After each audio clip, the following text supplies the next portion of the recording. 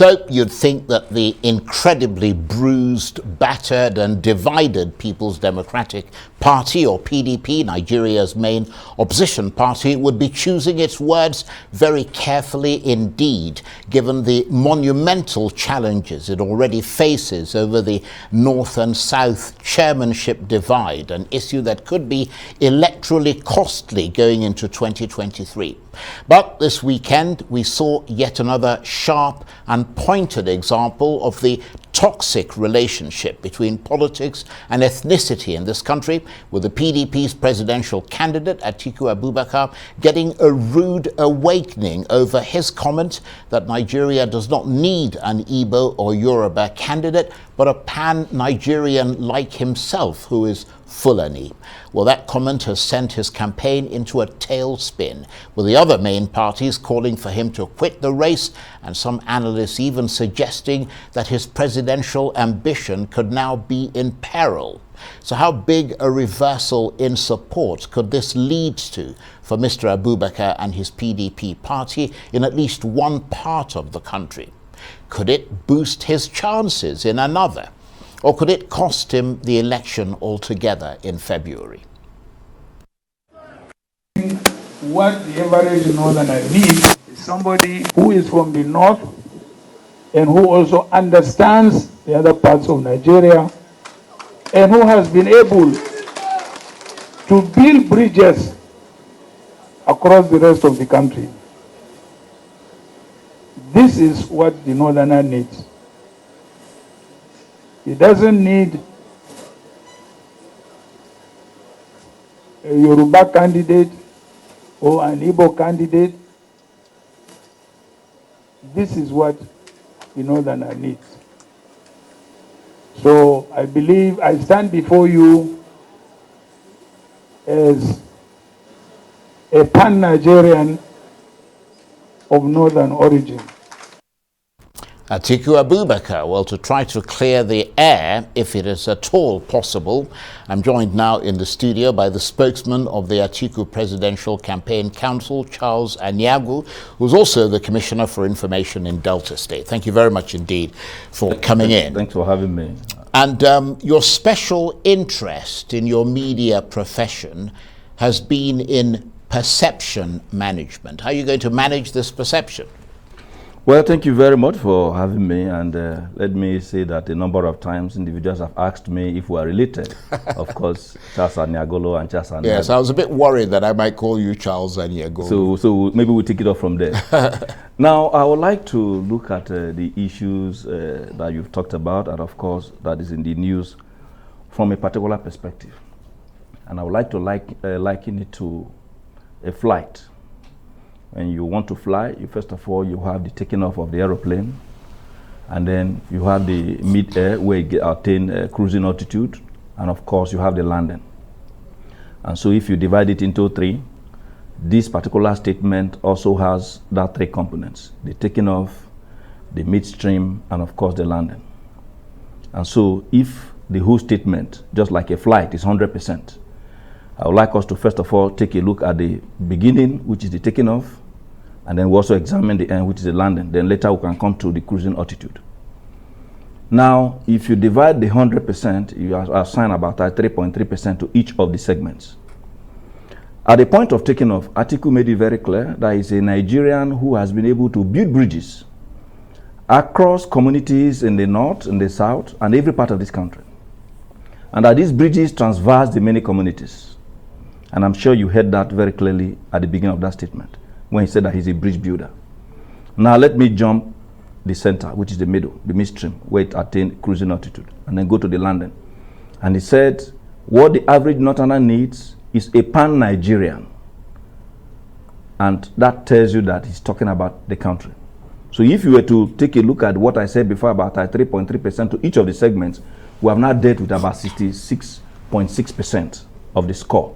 And if it were to be in an examination, that is almost getting closer to an A. Now let us come to where the turbulence that have been created by two persons who actually decide to spin it. And of course, that's just talking trade. I'm talking about my very good brother, Festus Keyamo, and Femi Fani-Kayode. They were the ones who decided to spin it this way. Of course, that is just talking trade. You recall in 2014. And if you look at what happened in that midstream, mid-air, Atiku used the word Igbo and Yoruba as a metaphor for individuals who may want to begin to think of voting along ethnic lines. Perhaps you would have wanted him to also mention Fulani and Hausa, but of course, that he didn't do that possibly may have helped these individuals who decide to push this narrative to achieve, quote and unquote, what they set out to achieve, which is why, of course, you see that the media tend to be feeding on it, because they are very much interested for us to move out of the real issues. Because as a political party, the APC has done so badly that they don't have issues to talk about. So anything that can take them away from those issues is fair. Okay, I'm going to come in there because, I mean, you've had a bit of time to try and set out your stall. And I'm afraid it'll be difficult convincing people, even though I think you very eloquently tried to do it, because it's very clear. I mean, his statement, it doesn't matter what he said at the beginning or at the end. The point is this: he made it very clear that what the North wants, that immediately regionalizes the country, is not an Igbo candidate or a Yoruba candidate, but a northerner like himself, who is pan-Nigerian. Pan-Nigerian. So the point is this: as far as a lot of people are concerned, he not only shot himself in the foot with that faux pas, by some estimates, he blew off both his feet and completely hobbled himself by suggesting that Nigeria doesn't need an Igbo or Yoruba candidate. That's not true. But a pan-Nigerian like himself. He brought in ethnic bias into the race. No. You did say that we don't need to look at the other part of the statement. The moment you take away the other part of the statement, then you are quoting him out of context. No, but it's not a matter of being out of context. Yeah. It's very clear what he said. It was. If you were to be maybe an essay writing, it was just a paragraph. It doesn't matter. And that's a crucial paragraph. You have a sentence within a paragraph, and that paragraph actually deals with a whole thought process. From beginning, from the way he started, like I talked about the issue of the takeoff of the aeroplane, he was very clear on the need for Nigerians to have somebody that thinks Nigeria. Yeah, but he did not have to say Igbo or Yoruba. He could have just said pan-Nigerian. No. That's what I'm saying. Why if he didn't want to refer to the specific ethnicity to draw attention in a country with ethnic divisions. Don't forget that this is a man running for president and promising us that he's going to unite this country. Thank you very much. So he goes to a section of the country and he emphasizes the ethnicity of the other candidates as opposed to his own, which he felt had some affiliation with the North. The way this interaction have turned out, the comments of the presidential candidate have turned out, tells you clearly why we need him to come on board as a unifier. Well, because I have to tell you that it doesn't tell me that. It does. It certainly does not tell me that. The reason why individuals tend to flow along the lines created by those two persons I mentioned ab initio is just to really emphasize, like you said, the division that exists amongst us. Ordinarily, that an individual used an ethnic group just as a metaphor to say, to more like elaborate on what he said, which is building bridges. Building bridges was also in that same sentence. No, being a pan-Nigerian was also in that sentence. And he said the average Northerner needs a Northerner who is a pan-Nigeria, which means at the moment that you must also look at the question. The man asked, as a Northerner, what will you do for the North?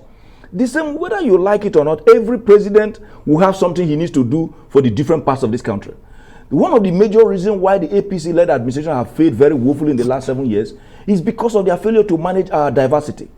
And because of that failure to manage our diversity, almost everything, including our statement, is always on the edge. So anything you say at any given time, the people are looking at it from that prism of ethnicity. That is why you have to be particularly a man who wants us to give him the responsibility of uniting an ethnically divided country. But you must be very careful. He did not have to mention that. He could easily have just said, this is what I'm going to do for the North. It needs agriculture development. It needs education. When statements are made.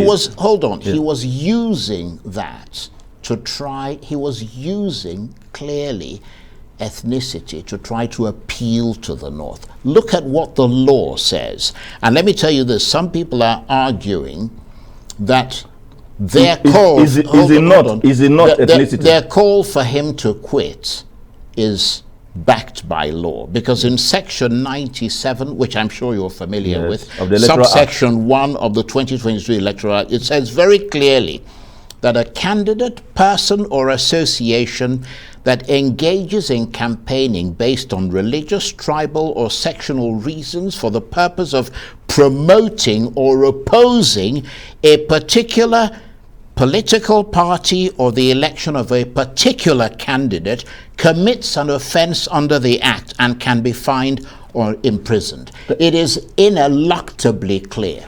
Thank you very much. Would you say that Northerner is an ethnic group? No. I am talking about the reference to Yoruba and Igbo. We'll come there. You said we'll come to that, both based on what is in the law and what he said. When statements are made just like the law, you have the spirit, you have the intent, and of course you have the literary meaning, and of course the very direct meaning. What he said is very, very clear.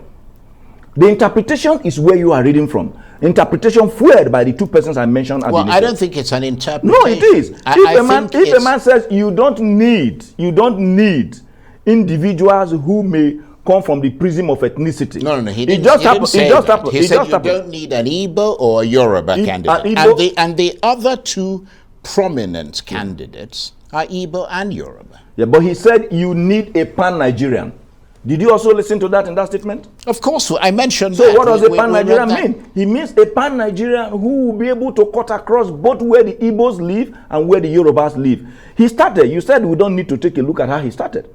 He started by saying that I am a Nigerian that have built bridges across the length and breadth of this country, including where the Igbos live and where the Yorubas live. So what is just happening right, is that these individuals who are professionals and trying to take people out of the issues just want to succeed in taking us out of the main issues. And you recall that even Tinubu in Kaduna was very clear on what the issues are, that we are in a rotten situation. And unfortunately for him, instead of advocating that we need to move out of a rotten situation to something better, he ended up saying that we're even going to move from rotten to bad.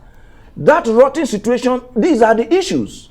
The question of an individual making vague reference to tribesmen, rather than individuals who are nationalistic. And he had made it very clear that he didn't tell you, I am a Fulani man, like you rightly mentioned in your intro. But do you think, though, that given the way that Nigeria is, even if his intention, I mean, we see people sometimes not intending to say something, and it turns out the other way. But the consequences of what they've said, particularly if they are in singularly responsible positions, okay, he's on the national stage, can we expect at least an apology from Atiku? Atiku will not be scared of apologizing to Nigerians if the need arises for him to do so. You're saying the need arises. The reason is this. Atiku is one person who has respect for everybody, irrespective of your class. And so if it becomes such that is what is needed to be able to deal with the issues or the dust raised by these individuals who have created this narrative, Atiku is not going to shy away from that, because he has respect for everybody, irrespective of the ethnic group. Mr. Aniagwu, you're a very intelligent person. Listening to you and the way that you do your analysis, you've risen in the media ranks. You're a commissioner for information, and now you're a spokesman for the Atiku Presidential Council and so on. Has he not effectively alienated people, potentially alienated people from the Igbo and the Yoruba ethnic groups by what he said? I mean, surely by the interpretation. You can see that in a country with such edgy ethnic sensitivities now let me could potentially be inflammatory. So he could easily have alienated a huge section of the country. Let me tell you what makes the Atiku Okowa candidacy very unique. I've also said it in the course of my interaction with some of your colleagues and some other sister programs, that Atiku is not just looking for the votes just because he wants to be president. Atiku is very much interested in carrying every Nigerian along. And so if individuals are thinking that he's picking... If he wants to carry every Nigerian along, why is he asking people not to vote for an Igbo or Yoruba candidate, but to vote for what the North wants? No, he didn't say don't vote for Igbo, don't vote for Yoruba, vote for Fulani. He didn't say don't vote for Igbo, don't vote for Yoruba, vote for Fulani. He didn't say so. He said vote for a pan-Nigerian. No, I didn't mention Fulani. Yes, I'm saying no, that pan-Nigerian also will solve the challenges that confronts these other ethnic groups we are talking about. And in doing so, Atiku also believed that there could be other pan-Nigerian candidates from this ethnic extraction. It just happened at this moment that he said, if you want to vote, not specifically referring to those who are contesting against him at the moment, but referring to individuals who may want to restrict themselves to ethnocentric values. Okay, so, so those are the issues. Okay, well, let's watch and see, because you said that if there is a need for it, you would have thought that he wouldn't need to be for the need to arise. He would just get up and say, I'm sorry, if I offended anybody, I apologize, I've been misquoted. Atiku is so humble. Atiku is so humble that saying sorry is not going to be a big deal. Yeah, what I'm saying is that the interpretation that arose, because that is what APC want to happen. Because APC want us to stay along this line. Right. They don't want us to remind them that the economy is in a very bad shape. Well, I can assure you. So we need to get back to those issues. I understand that. I can assure you that Arise News is not the APC. But we are asking you specific questions because potentially what your candidate has said could be interpreted as inflammatory. Now let's move away from that briefly and look at the other crisis that the PDP is facing, which is the Wike fiasco and the potential high-profile route. I hope you also look at the high points that the PDP have also attained in the course of time. The potential high-profile route that comes with it. I mean, where do things stand at the moment? Are you reclaiming that narrative? Well, the fact is that we have made it very clear that the train has left the station, and as we continue to move on that particular corridor, we will have cause to stop at different train stations, where we will likely pick up some passengers, both those who are in our ranks at the moment or those who are even far off. We have moved, and of course you saw what happened in Kaduna today. The number of crowd, we thought I saw big. What happened, but I actually thought I watched it on television. Yeah. I thought the whole thing was not very exciting. I mean, it just seemed so lackluster and lacking in the sort of energy that is needed to inspire an electorate that is dominated by Nigerian youths. You needed to be there. From across the street, more than 2 kilometers before that stadium, you can't even drive in. But it does appear that some individuals who felt that we were more or less gaining a lot of ground just came wanting to disturb us. But you know what? We must commend the leaders of the PDP in Kaduna and the party faithful in Kaduna, that in spite of that intended disturbance, they stayed put and they were very much willing to listen to the presidential candidate and what he has to tell them. And that was why you could see that event, in spite of that disturbance, ended up, peacefully. Now, coming to the question you asked, we have said that in a democracy, it gives room for different sounds. Some of the sounds could be pleasant to the ear. Some also grinds very, very slowly, just like the wheel of democracy. And what is happening with respect to our leader, Nyesom Wike, that you mentioned, is one of those sounds that could happen in any democratic setting. Democracy didn't say that everybody must say yes. Democracy says the majority will have their way, while the minority will have their say. But what we're doing in the PDP is to see that beyond having our way, that we're able to also allow the minority to come in so that we move along. We believe that as we make progress, they will see reason for us to move in one direction. But meanwhile, we are trying as much as possible to galvanize a number of Nigerians for us to be able to tell them the mission that Atiku Okowa has for Nigerians, and that is to rescue our country from where we are at the moment. If you also listen to, take a look at the INEC timetable and whatever that's happening, you notice that only PDP is the one that have started campaigns. Every other political party, they are still very busy trying to manage whether they can even have a campaign council, or who should be in their council, or who should not be in their council, or whether the party was left behind, or whether they have to discuss other issues. But that is not our business. Our own business is to stay with the issues. And those issues are very well known to us, that our country is in a very bad shape at the moment, and that we are coming in to be able to effectively manage our diversity, which is at its lowest ebb on account of the mismanagement of that by the APC, and that our candidate is coming to take a look at issues that speaks to addressing the many needs of our component units in the country, because at the moment the states and the local governments are not functioning effectively on account of them not having the resources that they need to be able to address those issues. About a minute. All those we'll deal with. Right, okay. We've got about a minute and a half or so left. I mean, let's face it, your party has lots of conflict at the moment. I mean, you know, internal, external, including the one we talked about at the outset. How do you rate the PDP's chances going into the elections? This election is for the PDP to lose. What it means is that the PDP has actually won the election, because Nigerians, beyond the fact that majority of Nigerians love the PDP, they also have candidates that indeed speaks to the issues. Candidates that, while others were still very busy thinking of what to do to the challenges facing us, have already come up with a blueprint to deal with those issues. Candidates that have outstanding records. I'm talking about the presidential candidate and the vice presidential candidate. These are issues that Nigerians will relate to. Because these other individuals, the other political parties, are very much worried about the speed of both the candidate and the party, they are trying to throw in certain clogs in this wheel of progress. We will not mind them. We will not take that part. We will still remain on this part of dealing with the issues. And I have mentioned what the issues are. And so we are quite confident, by the grace of God, that Nigerians will side with Atiku and Okowa. We side with the PDP, because that is the better choice, and as far as this election is concerned. Of course, you know, APC is not even anywhere on the table on account of what they have done in the last 7 years. And that is why you see their candidate running away from the records of the party and going to Lagos, where he did not even do much. And we are waiting for them to bring up what he said he did in Lagos. Okay. So he doesn't have any records to run on. The other candidates, yes, may be a good man, but does not have the reach in terms of understanding the geography of this country. Well, and that is why we stand tall above every other candidate. Okay, you've made that point. Charles Aniagwu, I want to thank you very much indeed. Lovely to talk with you. And he is, of course, the spokesman of the Atiku Presidential Campaign Council, also the Commissioner for Information in Delta State. Thank you very much. Thanks for having me.